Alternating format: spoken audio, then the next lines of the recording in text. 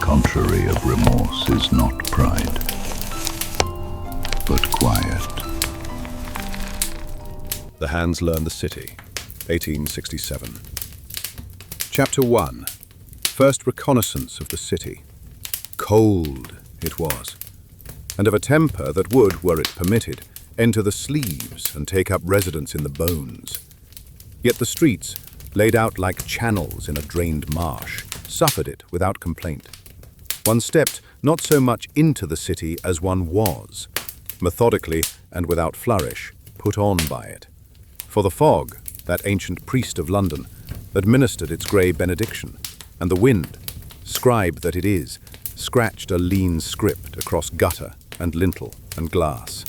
I proceeded in an order I have elsewhere found profitable: surface, structure, burden. Or, to put it plain, the weather and its tricks, the lines by which walls, alleys, and doors constrain the foot, the flesh that moves within such lines and thinks itself free. At the corner of a yard, iron tasted the air with a reddish tongue. The corroded base of a lamppost smirched the finger, and offered, not unkindly, a ready cloak to lesser odours. From a back stoop came the faint detergent breath of lye, a housewife's liturgy. From a gin-shop mouth, the sweet ruin of spirits. From unseen chimneys, the metallic cough of soot. One stood a while and let those currents pass through and over, until they arranged themselves, as streams will, into a discernible braid. It is not the stride that first teaches a street. It is the interval between strides.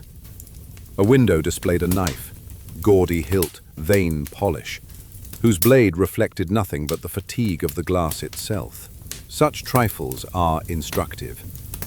Those who crave reflections betray their own desire to be held. Those who have practiced the shadow accept the city's refusal, and by that refusal are admitted further than any mirror might allow. Doors muttered their dialects. The slack tongue of an old hinge here, the irritable snap of a well-sprung latch there. And every such utterance entered the ledger. One, in moving slowly, made oneself forgettable. The paving, with its little teeth, marked the soles but never cried out. Thus the morning, like thin pewter hammered wide, received me, and I, counting more pauses than steps, received it. Chapter 2. On the Methods of Observation. Were a man to boast of instincts, he would do ill by the work. For instinct, when tried, is but appetite in nicer clothing. Better, then, to speak of calibration. The body, instrument susceptible to weather and vanity, must be tuned to a practicable meter. Breath in threes for waiting, in twos for shifting, in ones for closure. Stride shortened such that the timber of a stair does not announce one's weight. Hands kept to edges, where brick gives less voice than in the middles. Doors, which are membranes between the public and its secrecies, possess, each, a recognizable signature. The papery sigh of fatigue, the metallic rebuke of vigilance, or that peevish rebound heard where springs have been over-tensioned by anxious owners. Knowing such timbers, one may time one's silence to them. To sight I grant its province, but I do not allow its sovereignty. Gas, in the courteous dusk, is generous with outline and stingy with face. Fog overlays two shadows to make but one, and the city, approached from the flank, will prefer one's presence to pass unregistered. Hearing, therefore, is promoted. A dull, cushioned thud belongs to bodies. Hard reports belong to objects. Water, threaded through the gutters, becomes a metronome more honest than any church clock. Smell, I treat as an ally to deceit. Iron covers what should not be named. Gin, what others would rather forget. Coal smoke binds all in a household reek by which no witness may swear. If one must write, let it be not with chalk upon a slate that might by daylight testify. Let it be in sinew and the economical turn of the ankle. A wall at shoulder height breaks line of sight. A protruding pilaster consumes a portion of sound. A narrow yard, by its geometry, swallows the aftermath of a single mistake. Of those rules I make neither catechism nor romance. They are, like a surgeon's first principles, less a doctrine than a hygiene. Chapter 3. Nocturnal Perambulations. Between the shutting of the public house and the final sigh of household lamps, there opens, regular as a tide, a tract of hours in which the town, being tired of the day's gossip, agrees to a particular kind of privacy. Into this tract I entered by the lesser ways, where gas sputters in unconvincing halos and laundry lines, relics of afternoon industry, draw their faint wet threads across the air. 2 alleys I dismissed for their opposition of light, another for the fidelity of a dog who, remembering his charge, unmakes all foreign clocks. A 4th I kept. Its drain took rain in a deep, even note, and a door in it lagged 2 breaths before consenting to close, enough to move from jam to pilaster under cover of that after sound. Walking then became less motion than test. Not, shall I be seen, but, will this place tolerate a time that is not its own? The answer, when favorable, is given in omissions. Windows do not brighten. Voices, if they break off, do not change their pitch. A cat, weighing the risk, elects to maintain its indifferent course. The fog, officiating with grave economy, lays its stole upon lintel and sill, and, so stooled, the street affords communion without congregation.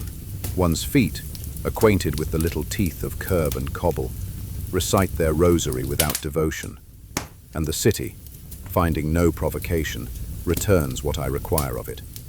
Outline without identity, motion without meaning, noise without narrative.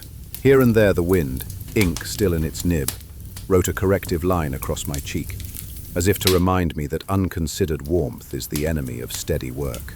I sat once, briefly, upon the ledge of an empty stall, and permitted stillness to expand until possibility, hitherto merely ambient, became legible. No faces were sought. I have never traded in faces. Instead, the attention recorded economies and prodigalities of movement. The neck carried too high, the stride that spends 2 steps to achieve what one would have done. The glance that, seeking itself in a window, abandons the street's argument for its own. From such inefficiencies, opportunity is made, coldly, like a sum that balances itself when a careless column is finally brought to account. Chapter 4. Psychological Development, in which the instrument is corrected. There is, within, no familiar demon to make theatre of my inclinations. There is a register, kept without rhetoric, that discounts whatever in the body rings loud, and therefore false. One learns quickly that the common coin of talk, good, evil, remorse, pride, buys nothing in the market where decisions are counted.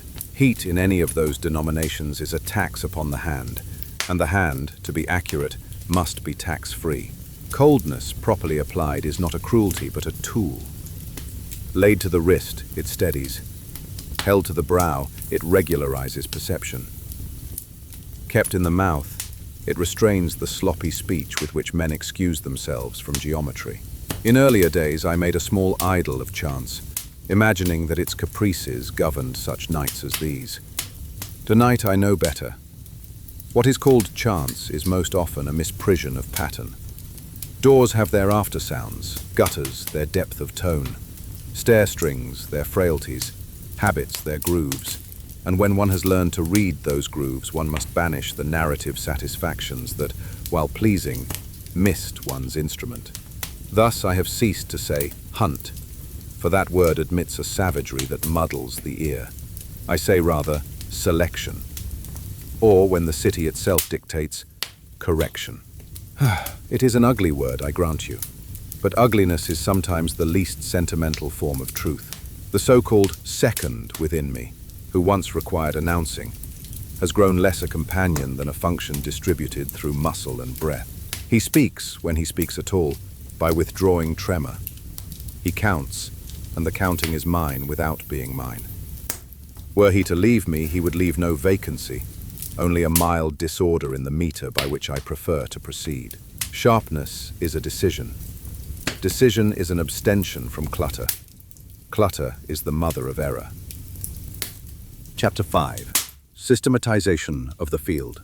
Let the city be granted its anatomy, if only that we may speak of it without metaphorical sickness. Streets are sinews, and pull in series. Markets, being cartilaginous, receive pressure and creak without yielding. Doors are membranes which, tired at certain hours, admit, without question, what earlier they would have examined. To write these facts with ink would be to manufacture witnesses. To lodge them in the body is safer. A pilaster at the height of my shoulder interrupts a line of sight in both directions. A certain molded plinth consumes more sound than one expects. A lip of stone at the level of the knee can unmake a stride at its end, and therefore must either be avoided or incorporated into the meter. Selection proceeds by subtraction. I do not choose persons, for persons bring stories, and stories invite decoration and delay. I choose the place that will not argue, the light that will not testify, the route whose habit of being used will cover, without comment,